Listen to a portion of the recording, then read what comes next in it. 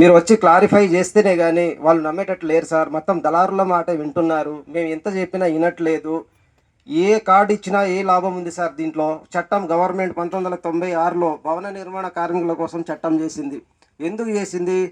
వాళ్ళు కష్టపడి పొద్దంతా పని చేస్తారు, సాయంత్రం ఇంటికి వస్తారో లేదో కూడా గ్యారెంటీ లేదు. అటువంటి వృత్తి అండి మీది.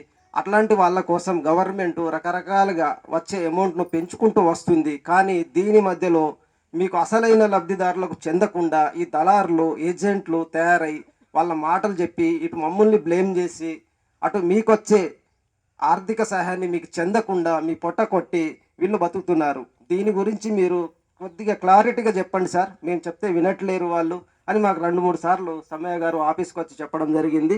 దీంట్లో మనకు వచ్చేసండి భవన నిర్మాణ కార్మికులంగా చేసేటోళ్ళు ఒక బిల్డింగ్ కట్టాలంటే ఎంతమంది అవసరం ఉంటారో వాళ్ళందరినీ కలిపి భవన నిర్మాణ కార్మికులు అంటారు. వీళ్ళ కోసమే మా డిపార్ట్మెంట్ ఉంది. వీళ్ళ కోసమే 1996లో building and other construction worker act అనేది చట్టం చేసుకోవడం జరిగింది గవర్నమెంట్.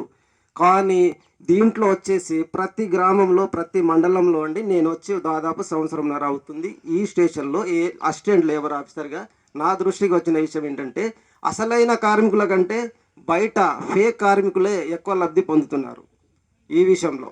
దీంట్లో తప్పెవరిదంటే మన భవన నిర్మాణ కార్మిక సంఘం వాళ్ళు ఒక యూనిటీగా లేకపోవడమే ప్రధాన కారణం. మీ గ్రామం నుంచి ఒక 10 మంది ఒక ఫేక్ కార్మికులు వస్తున్నారు. ఫేక్ అంటే జెన్యున్ కారు. వాళ్ళు ఏంటి? వ్యవసాయ కార్మికులు కావచ్చు, వ్యవసాయ కూలీలు కావచ్చు, అంగన్వాడీ టీచర్స్ కావచ్చు, పారా టీచర్స్ కావచ్చు, ఆశా వర్కర్లు కావచ్చు, ఆటో డ్రైవర్ కావచ్చు. వీళ్ళందరికీ కార్డులు ఇవ్వకూడదండి. అసలు వీళ్ళకు వర్తించదు, ఆ బెనిఫిట్ అనేది వర్తించదు, కార్డు కూడా ఇవ్వకూడదు. కానీ వీళ్ళే ఎక్కువ ఉన్నారు మా కార్యాలయంలో, ఆల్రెడీ నమోదై ఉన్నారు. నేను వచ్చిన తర్వాత దీనికి ఒక సిస్టమ్ పెట్టుదామని మన ఏ యూనియన్ నుంచి వచ్చినా కానీ ఒక కార్మికుడు ఏ యూనియన్ నుంచి రిజిస్ట్రేషన్ ఫైల్ పట్టుకొని ఆఫీస్కి రావాలి, డైరెక్ట్ ఆఫీస్కి వచ్చి రావాలి. ఆఫీస్కి వచ్చేటప్పుడు ఆయన ఏం పట్టుకు రావాలి? Aadhaar card, bank account, ration card, ఒక ఫోటో, అతను ఏం పని చేస్తున్నాడు అనేది ప్రూఫ్ కావాలి. ఆ ప్రూఫ్ ఎవరు ఇస్తారు?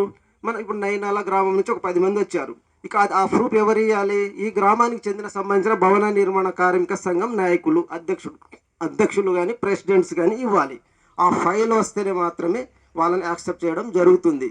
దీనిలో భాగంగా మేము ఒకేసారి ఆఫీస్లో కూర్చొని మేము అరికట్టలేమండి దీన్ని. మీరు గ్రామం లెవెల్లో మీ లెవెల్లో మీ స్థాయి నుంచి దీన్ని గట్టిగా అరికట్టగలగాలి. అంతే తప్ప మళ్ళీ మధ్యవర్తుల మాట ఎక్కువ వినడం జరుగుతుంది. దీనివల్ల అసలైన లబ్ధిదారులు నష్టపొందుతున్నారు. దీన్ని అరికడదామనే ఉద్దేశంతో మీరు ఒకసారి రండి సార్, మీరు అందరి ముందు చెప్పండి సార్, మీ మాట వేరే ఉంటుంది, మేము చెప్తే నమ్మట్లేదు సార్ సమ్మయ్య గారు చాలాసార్లు అనడం జరిగింది. ఓకే, థ్యాంక్ యూ సమ్మయ్య గారు. మీరు భవన నిర్మాణ కార్మికులుగా రిజిస్ట్రేషన్ అవ్వాలంటే ఫస్ట్ మీ ఆధార్ కార్డు ఉండాలి, రేషన్ కార్డు ఉండాలి, బ్యాంక్ అకౌంట్ జిరాక్స్ ఉండాలి, ఒక పాస్పోర్ట్ ఉండాలి. దాంతోపాటు మన యూనియన్ నుంచి ఒక లెటర్ తీసుకొచ్చి డైరెక్ట్ మీ సేవకి వెళ్ళి 110 రూపాయలు కట్టుకొని ఆ ఫైల్ పట్టుకొని డైరెక్ట్గా ఆఫీస్కి రావాలి. దరఖాస్తుదారులు ఎవరో వాళ్ళే వస్తేనే మేము యాక్సెప్ట్ చేస్తున్నాం. ఎటువంటి దళారులను నమ్మకూడదు. దీనికి వచ్చేసి మీ కార్డు తీసుకున్న తర్వాత 5 ఇయర్స్ ఉంటుందండి ఒక కార్డుకి వ్యాలిడిటీ. 5 ఇయర్స్ తర్వాత ఆ డేట్ వెనకాల ఉంటుంది, కార్డు చెల్లుబాటు అయ్యే తేదీ అని ఉంటుంది. ఆ డేట్ చూసుకోవాలి. దానికంటే ముందే ఒక 3-4 డేస్ ముందే రెన్యువల్ చేసుకుంటే నెక్స్ట్ అది కంటిన్యూషన్ అవుతుంది. ఒకవేళ మధ్యలో బ్రేక్ చేశారనుకోండి, ఆ మధ్యలో ఏం జరిగినా ఎటువంటి బెనిఫిట్స్ రాదు. కార్డు తీసుకున్న ఒక కార్మికుడికి కూతురు పెళ్ళి అయితే 30,000 వస్తాయి, మ్యారేజ్ 30,000 వస్తుంది, డెలివరీ అయితే 30 వస్తుంది. అట్లా ఇద్దరు కూతుర్లకి, ఇద్దరు అమ్మాయిలకి, ఇద్దరికి 2-4 కాన్పులకు వస్తుంది. ఆ కార్మికుడు సహజంగా మరణిస్తే ప్రస్తుతానికి 2,30,000 పెంచింది గవర్నమెంట్ ఆర్థిక సహాయం. అలాగే యాక్సిడెంటల్ డెత్లో 10,30,000 పెంచారు. పర్మనెంట్ డిజాబిలిటీ అయితే ఆ పర్సంటేజ్ని బట్టి మీకు అమౌంట్ ఇవ్వడం జరుగుతుంది. ఇది ప్రొసీజర్ అండి. దీన్ని దృష్టిలో పెట్టుకొని మీరు ఏ ప్రాబ్లం వచ్చినా మీరు డైరెక్ట్ ఆఫీస్కి రావాలి, కార్యాలయానికి రావాలి. ఎటువంటి సందేశమైనా మేము ఇవ్వడానికి రెడీగా ఉంటాము. కానీ మధ్యవర్తుల చేతులు మాత్రం మోసపోకండి. దాన్ని మనం ఏం చేయలేము. మీ దీని గురించి మీరు బాధ్యత తీసుకోవాల్సిందిగా మీ అధ్యక్షులు గారు సమ్మయ్య గారిని కూడా ఒకసారి గుర్తు చేస్తున్నాను. Thank you.